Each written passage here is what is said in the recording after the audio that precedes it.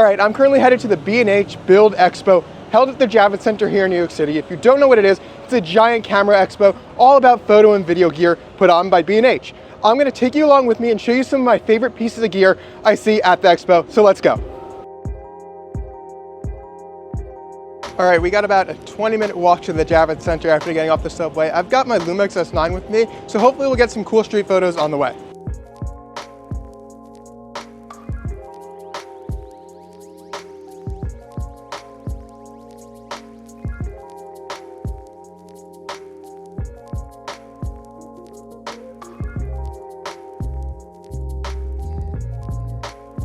So this is really my first event like this. I think it's gonna be a little overwhelming, so I'm gonna take a lot of footage, but I'll probably narrate it in post after, but we'll see. Let's head into the event.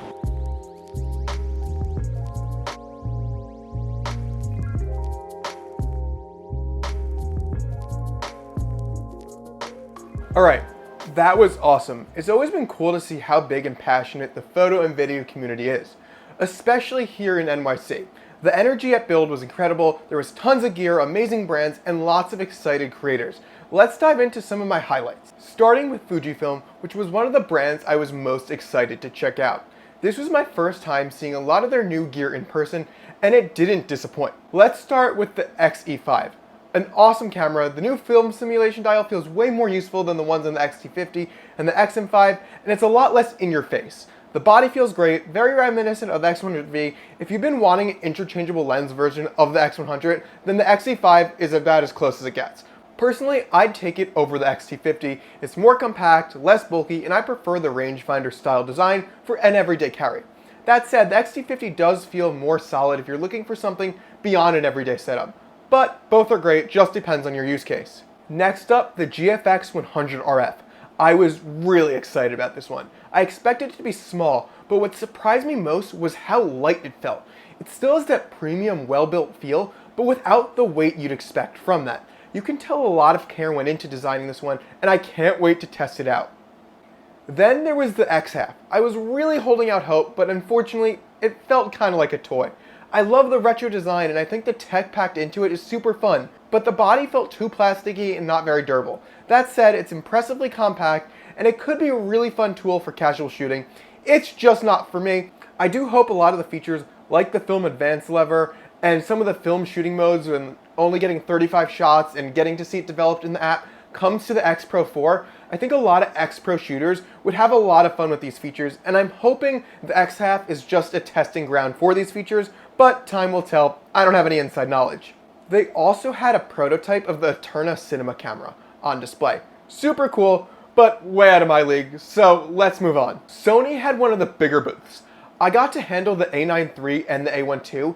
Even though they look similar to the A7 IV and the A7S III, I noticed a real improvement in the grip. It just felt better, although I can't quite explain why. That makes me really excited for the A7 IV because it will most likely inherit this design. I also got a chance to talk with one of the leads on the Sony cinema lines about the FX2.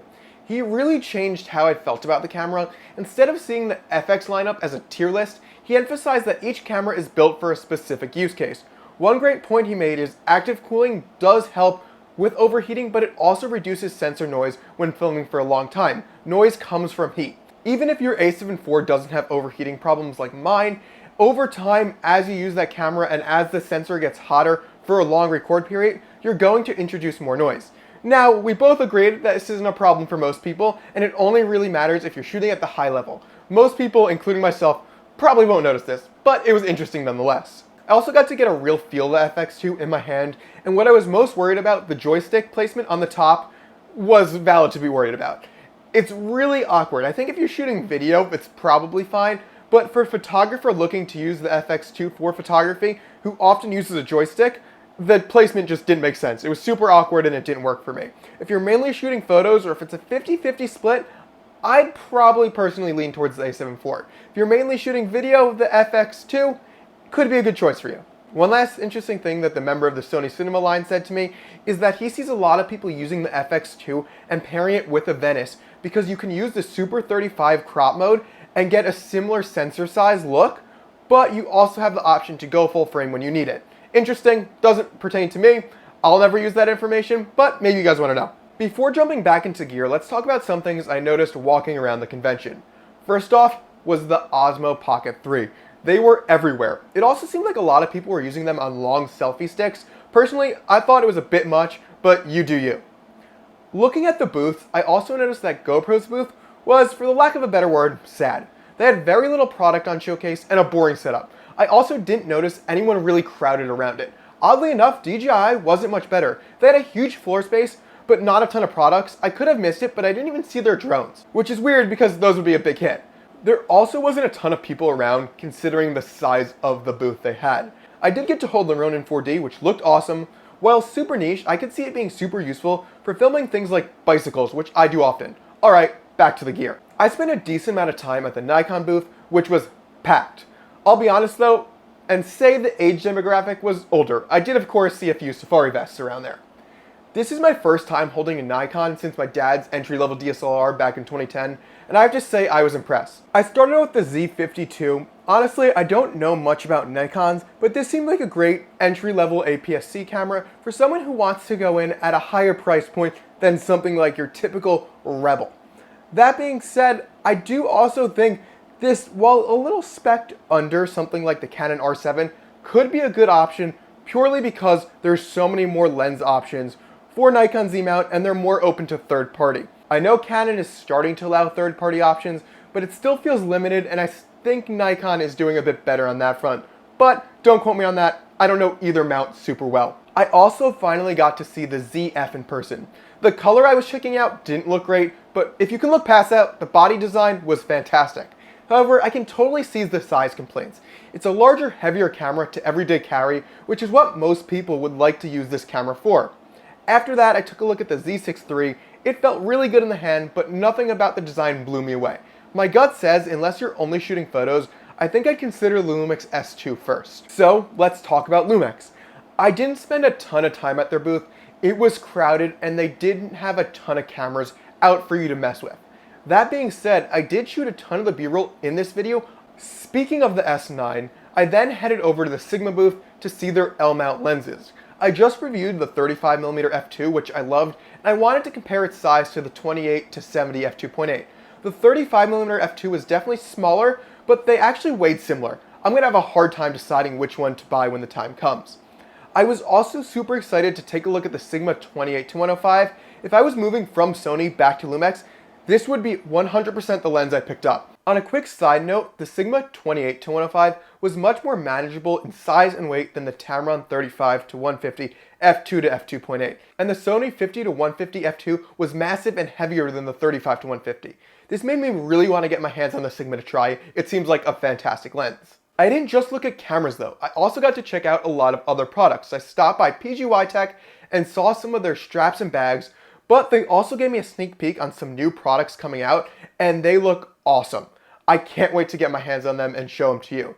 But I can't show them to you yet, so you'll see them soon. While we're on bags, I also stopped by Nomatic and WANDRD. It was interesting to compare the sling offerings they had back to back. Personally, I wasn't a huge fan of the WANDRD slings upon my first look. It looks like it fits a little bulkier than I'd like, not as flat on your back like the PGY Tech 10 liter, which I have a review and link below. The Nomatic slings looked fantastic though. They just seemed super solid and well thought out. A bit bulkier than the PGY Tech, but much sleeker looking than the WANDRD, and the opening mechanism looked perfect, allowing you to really open up and get into the sling, which I struggle with sometimes on the PGY Tech 10 liter. Last but not least, I got to check out Rode and Hollyland. The Rode wireless micros were super cool and seemed tiny. It's one thing to hear about how small they are, but to see it in person is way better. Same goes with the new Hollyland Larks Mark IIs. Not only are these mics super small, it's super cool that you can pair their open ear headphones to the wireless mics to monitor your audio. As someone who never remembers earbuds to monitor audio, this feature seems awesome and I'd totally use it. While we're talking about mics, I have to say it's really amazing to see how this wireless mic market has grown. A couple years ago, these didn't exist at all. And then we had Rode, then we had DJI, and now all these other brands are coming up with these awesome, small, easy to use wireless lav mics, and it's awesome to see for all levels of videography. Had I had this gear at this price when I first started, some of my audio would be significantly better. And that's pretty much everything that caught my eye at Build 2025. A huge shout out for B&H for putting on events like this. It's really good for community building and it allows users to see all the offerings of products that are out there. It was awesome to see all this cool new gear, but my main takeaway is, as cool as all this new gear is, you don't need it to shoot great photos and videos. So speaking of, go out and shoot some photos. Thanks for watching.